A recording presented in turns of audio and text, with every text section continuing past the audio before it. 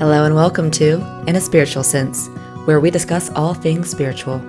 From growing your intuition, speaking with spirit guides, diving into past lives, the paranormal, and more, join me, Stacey Piagno, where we work to bridge the gap between science and spirit.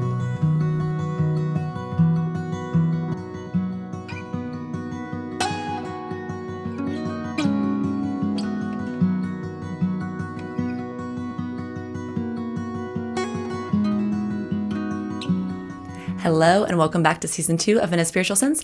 I'm your host, Stacey Piagno, and it's good to be back. You know, it's been a while since we've had any episodes, so to start us off in Season 2, I thought it would be only fitting to share some of my most recent spiritual experiences, because, let's be honest, this is the juice of what we all want to hear. So as we get into today's topic, I first want to point out that yes, we are all souls and we are constantly having experiences. Therefore, any experience we do have is technically spiritual. And I think that's very meaningful to note. But what I want to talk about today is more so the metaphysical experiences that many of us have or that many of us are interested in having more of. As a matter of fact, I'm a big believer that we all have these, quote, spiritual experiences. It's just that some people are more in tune than others. And I think one of the biggest reasons why we may be connected or disconnected is based on our beliefs and or the awareness of our experiences. I think it's very often that we either dismiss some of these experiences or maybe hold a low value on them. Therefore, they don't always stick with us. Or because we don't deem certain events to be meaningful, we may not realize all that is actually happening around us. I also think that due to our more modern mindsets, many of us have lost the connection to spirit that our ancestors once lived by. And as a result, many of us have forgotten how to connect and communicate with spirit around us and within us. And we've lost some of that consciousness. So my intent today is not only to keep this episode fun and entertaining, but to also inspire you to go play a little with spirit and to start noticing and validating your own spiritual experiences. Because although these topics are exciting, these situations, if taken seriously, will help us heal and they will help us learn how to just live better lives. So if you listen to Season 1, pretty much every episode is filled with tons of spiritual experiences and stories and encounters. But since I have had such a long break, I figured it would be fun to start off with some new things I have learned and realized through some of my more recent, not so physical experiences. So the first thing I want to talk about is lucid dreaming and a little bit about astral travel, something that I've always been very intrigued by and something that I am still learning a lot about. But for those who are not familiar with these two terms, lucid dreaming is when you are in the dream state and you have full consciousness that you are in the dream state. And astral traveling is more or less when your soul leaves your physical body and is free to roam around in the spirit world. I heard a really good explanation one time from someone who described astral traveling as when your soul is doing outward traveling, so your spirit is traveling to other places and you are able to connect with spirits outside of yourself. And lucid dreaming is more of an inner travel, so you're traveling more within your own subconscious. For example, if you wanted to connect with your guides or loved ones, or visit different timelines in history or what have you, these, in my understanding, would be more of an astral travel experience. If you are lucid dreaming, on the other hand, and a character came in to speak to you, it would be more of a representation of an inner part of you that you can connect and ask questions to. So, let's say you become lucid while dreaming and you see your grandmother over in the corner. And while she was alive, she was one of the most nurturing people, and that's what she represents to you. If you are lucid and you go talk to her, it will be as if you're talking to that inner nurturing part of yourself. And so you can do inner healing work by having a conversation with her and work towards healing whatever it is that needs to be nurtured inside of you. If you, however, are having more of an astral travel experience, maybe it is that you go and visit your grandmother's actual spirit and she can assist you in whatever ways needed. So that's a very quick, short example of just how I perceive it. Of course, when we're having these spiritual discussions, every experience is going to be perceived differently from individual to individual. And as many spiritualists will explain, these rules are not set in stone. The most important thing is going to be that we stay open to different learning styles until we learn to connect in our own way. And that will become clearer the more you individually practice. Now, I've listened to lots of personal experiences about lucid dreaming and astral travel, and this subject, from what I can grasp, is something that can be so beneficial for us to tap into while we are here living out this physical life. And yes, it's also really cool and trippy, but again, we are spiritual beings, and having the ability to tap into some of these spiritual realms can help assist us in our waking state. So as far as why you would want to do this, it's just another tool we have access to live healthier, more fulfilling lives. So yeah, I have done this a couple of times, actually on accident, which is how I learned more about it. And the most potent experience I've had thus far occurred on 2 different nights as I was falling asleep. The first one, I was actually coming out of a dream around 3 a.m. or so, when all that good psychic stuff happens. And I remember it was towards the end of my dream where I became lucid. And it was only for a moment, but I caught myself saying, oh, I'm lucid. And I looked around and I knew I was dreaming. And in this state, I remember telling myself, okay, if I could go anywhere or visit anyone I would want to visit, who would that be? Where would I go? And right then and there, the scene shifted and my actual spirit came outside of my physical body. And I could see I was back in my room, basically waist up, hovering. And I remember feeling so open and so ungrounded. I started freaking out because I felt like I was gonna fall and my arms were waving like crazy, trying to catch me. And I immediately fell back in my body and woke up. And I was like, oh my gosh, I just left my body. That was so crazy. And I tried to go back to sleep and do it again, but nothing happened.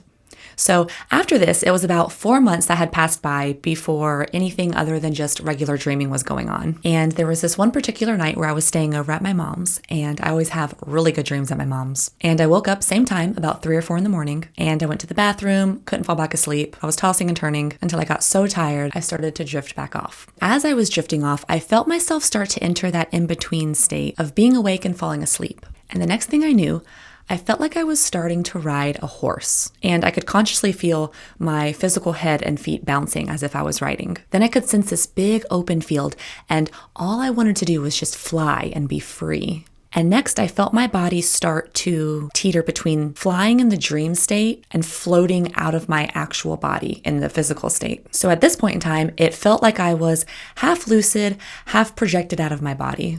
And then I started to get a little scared because I knew I was in a very open, sensitive state, and I began to wonder if there were other spirits around. And getting used to feeling other spirits or energy around me is still something that I'm getting used to, because I do kind of block myself off because I get a little scared and nervous. And so anyways, I knew I could either feel a lot of energy around me or just a strong presence of something around me. And what began to happen as I was in this state is I began to experience my higher self teaching me how to protect my spirit. And this is something that I've dreamed about in the past and something I've had my guides teach me how to do in dreams before. But what happened was, as I began to feel a little nervous, I started holding my hands out in front of me, palms out, as if I was showing 2 stop signs. And I began to project a wall of energy in front of me. And mind you, this is not something that I've read about in the past, but more so something I just felt that my spirit was familiar with. And so during this time, I remember I could feel my physical palms tingling in real life. And I was still very much conscious of both my physical body and my spirit body. And so as this was happening, I simultaneously had this thought of something very dense being near me. I was thinking to myself, Stacy, don't think of something scary because then you're going to manifest something scary. And lo and behold, I'm not making this up, this female vampire spirit started to manifest. And this is kind of hard to explain, but in my knowing, I don't necessarily believe this was an actual separate spirit from me, but more so this practice-like situation of something I would deem to be scary. Because as I'm about to get into, this whole experience sort of turned into a class for me to learn how to protect myself. And interestingly enough, I had recently done a reading with this woman who connected with my angels and guides, and she confirmed that 1, this experience I had was in fact lucid, which makes sense because it felt like kind of a safe space for me to practice this kind of stuff. And 2, she didn't get into details, but she mentioned I was so open as a child, I didn't have a lot of protective energy built around me, or something along these lines. And so it makes sense that I've always been a little bit fearful during the night, and protection is something that I should continue working with. I just remember as a kid, I was always so scared at night. I could always feel energy around me, and I knew there were spirits in the house for sure. Sometimes I could even point out exactly where they were. And so all that to say, learning how to protect your energy is something that I think I always wanted and needed to learn more about. So now that I'm trying to polish my skills, it's only fitting that this is the starting point for my spiritual practices and just for life in general. So I saw this woman, vampire energy, flash right in front of my face. And it happened so quickly, it almost disappeared just as I had saw it. But as I saw it, I began to yell, "Stop!" and "No!" And I could feel myself yelling in the dream state with all my might, but my physical voice was not making any noise. I don't know if anyone is familiar with coming out of a dream and you had been yelling in that dream and you wake up and you can feel your voice just pushing air out and your body's really tense and you're just like, ah. That's kind of what was happening. And I promise it's not as terrifying as it may seem. My yelling was not out of fear, but more so to create a very intentional direction. And again, my hands were up projecting energy to block or reject whatever it was that was around me. And then I remember it was either gone or I no longer felt threatened by it. But just for extra measure, as I was in this space, I kept practicing this protection method so I could become more familiar with it. And what's cool about this is, as I was starting to mention, I've had dreams in the past where I have also been taught how to protect my energy. Ironically, I was also riding on a horse, so I've begun to notice horses are a spiritual vehicle for me. But in that dream, I remember I had one of my guides floating high above me, and she was the one teaching me how to protect myself. And it was a little bit different than this experience because in my previous dream, I was taught how to make 2 fists and cross my heart chakra, and very similarly, push out energy from my core to create this blocking wall or force that pushed back anything around me, I guess. So protection has definitely been something deep down that I have wanted to learn more about. And I think it's important that we all learn how to protect our energy. And this is both in the spirit world and in the physical world. Because the fact of the matter is, energy affects us. Just think if you have a friend or a coworker or a partner who's in a bad funk. It's sometimes hard to not get into a bad funk yourself. And as you've heard me talk about in the past, energy is magnetic and it's very mutable. So if we don't have a strong presence of whatever it is we want to hold, our environment or whatever is in our environment can affect us and decide for us what kind of energy we do hold.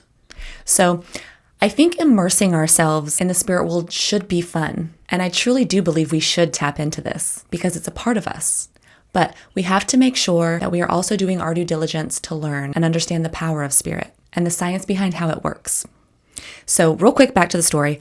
After learning how to protect myself from this energetic vampire, both literally and figuratively, I next transitioned to my body swinging back and forth as if I was on a swing. And I would go really high and then I would just drop back low. And then I would go really high and drop back down. And what I realized is being on this swing has kind of turned into a trigger for me to leave my body. And it seems to be the perfect visualization because, you know, when you start swinging really high and then you begin to get that free falling feeling in your stomach as you come back down. Well, this is what started to happen.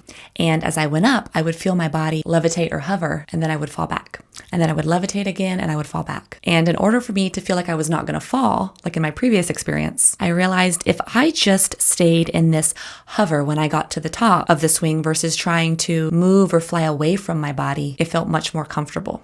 So as I began to sit in this hover space, I immediately started to bob my head and chest like a dance. And I began to hear really deep drums beating, and I heard lots of crickets. And I immediately began to perceive a deep jungle feeling, total Amazonian vibe. And then I was hovering up high above this deep, dark jungle. And I started to sense and ask for my guide Willow.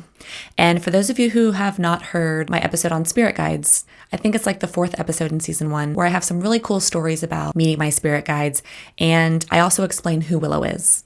But basically every time I connect with her, it's a very deep, woodsy, native spirit. Drums are always involved. And she's very much become a guide I communicate with in the dream state and in reference to plant medicines and things. So I heard the drums, I felt her presence, and I could feel myself getting closer and closer to her and deeper in the jungle. And then right as I began to reach her, I woke up.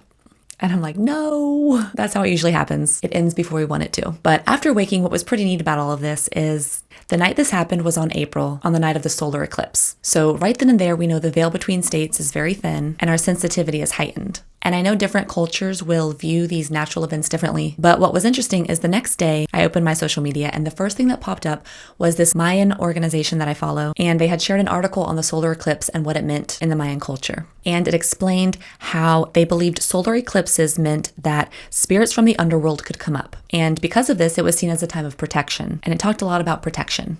And of course, reading this the next morning, I'm like, whoa, that's so interesting. I just had this whole lesson on learning how to protect my energy.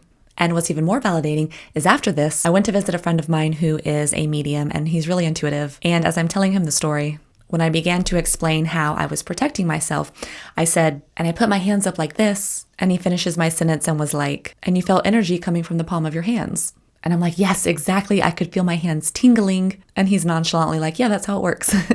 And in addition to this, the angel medium I had recently spoken to started talking about dreams, and I had asked her about this experience when I was in the Amazon with my guide, and she lit up right away and said my guide was taking me to the underworld. And this was a very shamanistic experience. And she explained that the plant medicines are calling me, and just to ask for the right type to present themselves because I had a connection with plant medicine, which I've always been so into and I've done a lot of automatic writing about. So I'm sure there will be lots to unfold in that direction. But this was one of my most recent experiences involving lucidity.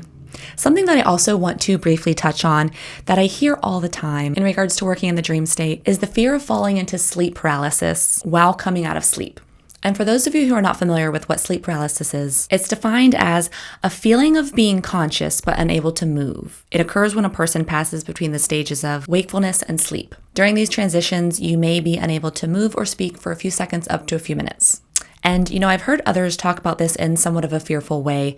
Like I've heard people say, oh, I don't mess around with that kind of stuff because you can fall into sleep paralysis and you can get stuck. Or I've heard people say, if you fall into sleep paralysis, it means there's a bad spirit around you and they're holding you down. And I will just say that it is in my experience that this is not something to be fearful of. I mean, first of all, with the whole bad spirit thing, I do not personally believe it has any connection to sleep paralysis. And I think that's a very fear-based mindset to hold on to. And I'm not saying dense energy coming in contact with you while in this state is unfeasible, but just like coming across people in your day-to-day lives, getting attacked or jumped, so to say, is not something that we should be in constant fear of. And yes, I know there are always exceptions. I know there are dangerous environments where people do need to worry about this. But my point is, just state your intention and your boundaries. And if you believe in your intention, it is as simple as that. It's all about your belief system and what you intend. And don't make it any more difficult than that. But as far as entering sleep paralysis, as you come in and out of these states, I can personally say, yes, it has happened to me, and no, it was not something that I was fearful of. To me, it felt as if my brain had just woken up before my soul had finished integrating back into my body. I remember it happened in this experience I had just talked about, and as I woke, I could feel my eyes and head moving, but I didn't have any feeling in my body yet. And it probably lasted about 10 seconds, but I had this inner comfort in knowing that I just had to finish waiting for my soul to finish merging back in. It's kind of the same idea as when your arm falls asleep because you're laying on it and it has bad blood flow. And when you pick it up, you just have to finish waiting for the blood to rush back in before you regain feeling. So I was fully aware that my body was in limbo, and I really don't think the sleep paralysis thing is anything to stress or worry about. That's just my opinion. It's all part of the process. It may happen or it may not. While we're also on the subject, I know many of you are probably like, okay, cool. So how do I do it? How do I become lucid? Or how do I astral travel? Well, I am still figuring that out, but from what I can grasp and from what I've experienced, one of the first and most important things to do is set an intention. I'm telling you, this is one of the most potent rules when working with spirit, if you even want to call it a rule. And I know I've mentioned it several times already, and we really discussed it a lot last season, but whether it's manifesting or protection or communicating or dreaming, it doesn't matter what the subject matter is. Having a strong intention is the basic building block for working with energy. Intention itself literally directs energy. So set an intention and be patient. We have to give things time, especially if it's not part of our normal routine. I fall in and out of my routines all the time. And specifically when I'm doing dream work, if I'm not setting intentions and dieting well, and I want to get back into interpreting my dreams and fully recalling them, it usually takes 3 days of strong intention and getting my body back right before I'm able to do this. Or let's say you're trying to contact a guide or communicate with spirit in any way. Just because it doesn't happen right away doesn't mean it's not going to happen. It sometimes just takes a little extra time and patience. Second, I've noticed that sleeping on your back is a sweet spot for both becoming lucid and astral traveling. Every time it's happened to me, this was the position that I was in, which is hard because I'm a side sleeper and I honestly hate sleeping on my back. But I'm telling you, there's something important here. I've heard others mention this before too, and it kind of makes sense because if you think about your spirit needing to lift from your body, but you're curled up on your side or on your stomach, we're kind of closing ourselves off.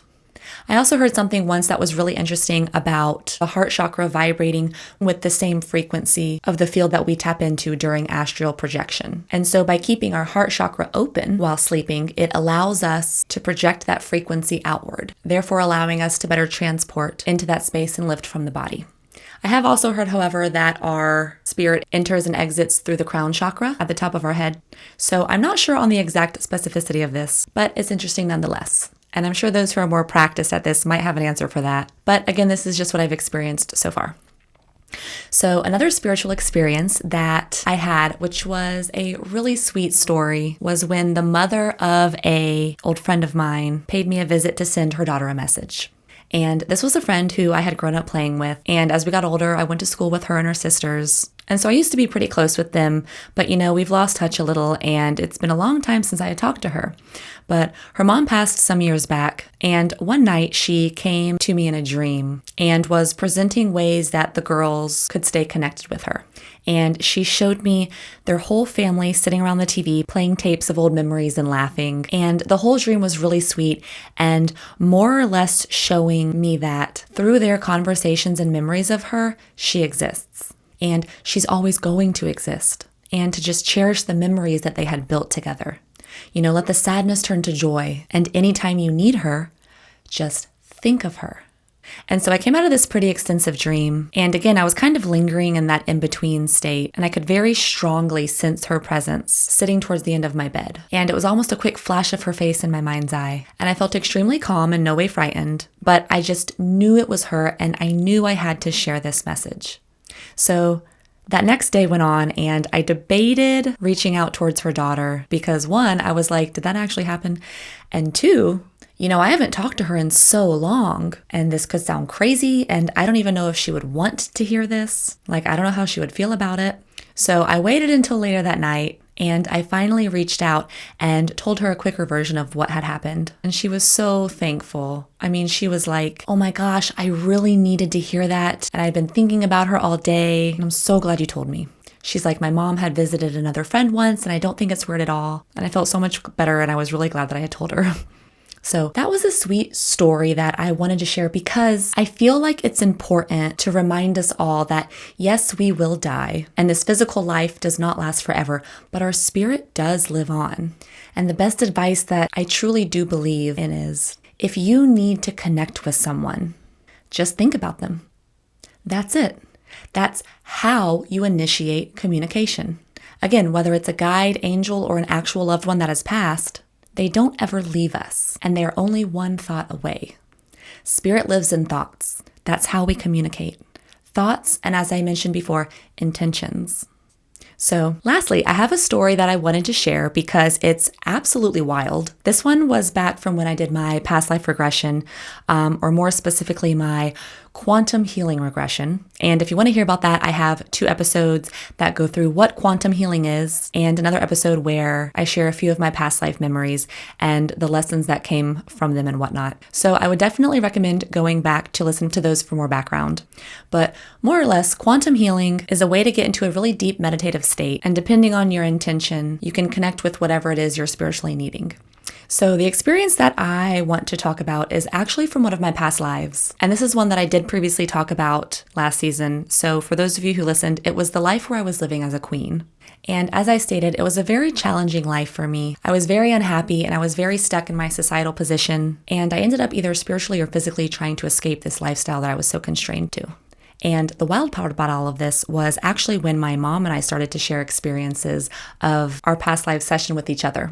So a bit of background, my mom and I went to do this regression together. However, we didn't do the session at the same time. I went on the first day, and it's a whole day thing. I spent several hours talking to my regressionist, Sam, who you all met on the quantum healing episode. And then the session itself was a few more hours.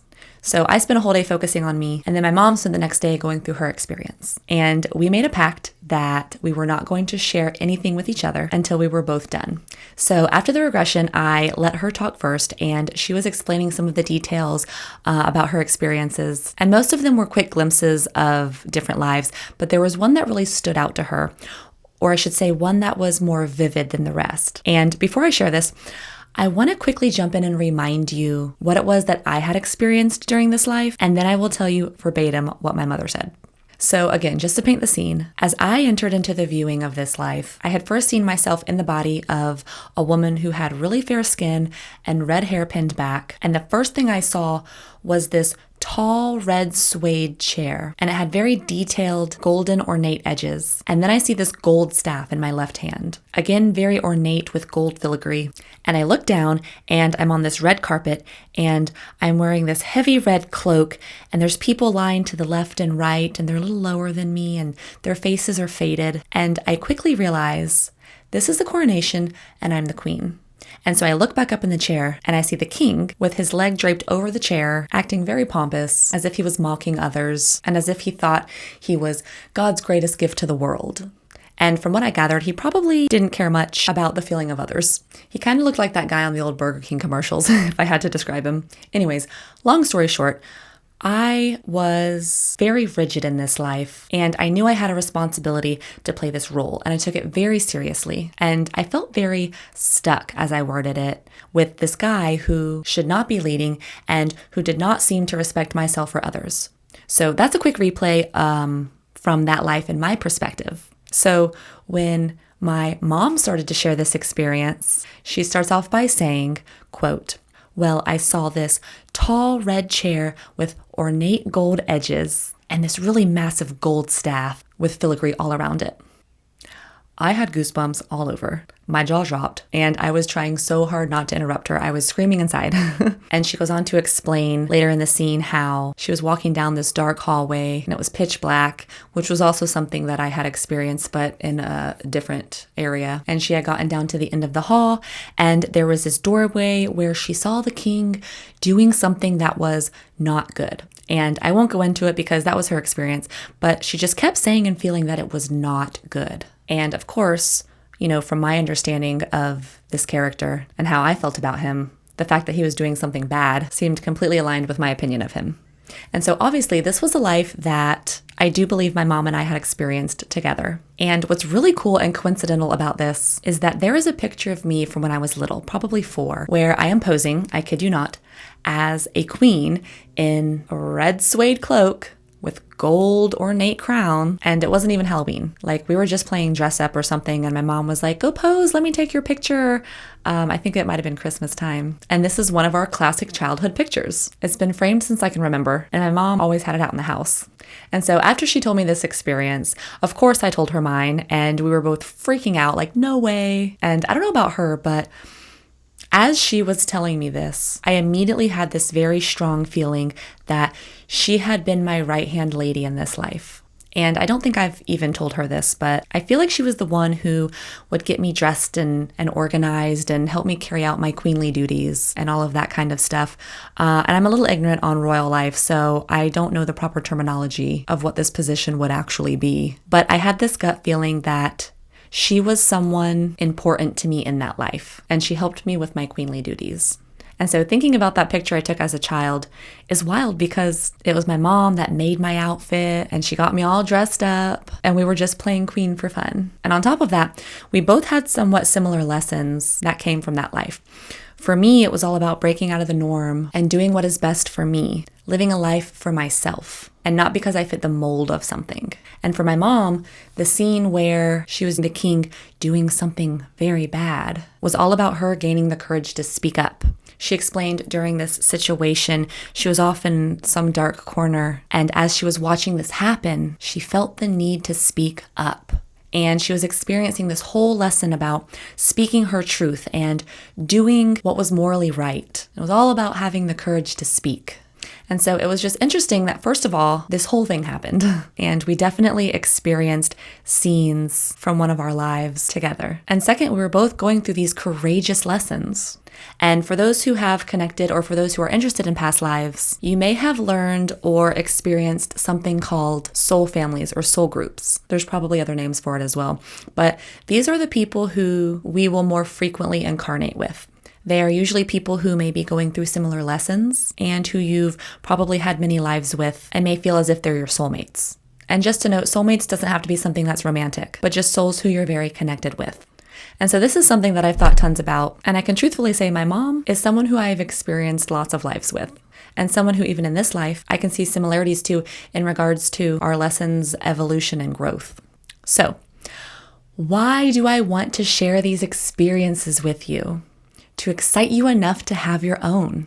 To inspire those listening that this life we experience is within itself a living, breathing consciousness. Energy itself is conscious, and it exists all around us, waiting for us to notice its presence, waiting for us to connect. Everything speaks to us if we can only allow it to. And you don't need to go to any fancy retreats or buy expensive tools or crystals or charms. Yes, that stuff is cool, and yes, I like to do it sometimes. And yes, retreats and psychics and healers can be extremely beneficial, but all you need to do is spend a little bit of time to quiet everything around you and listen. Observe your mind more often. Observe your body, your emotions more often.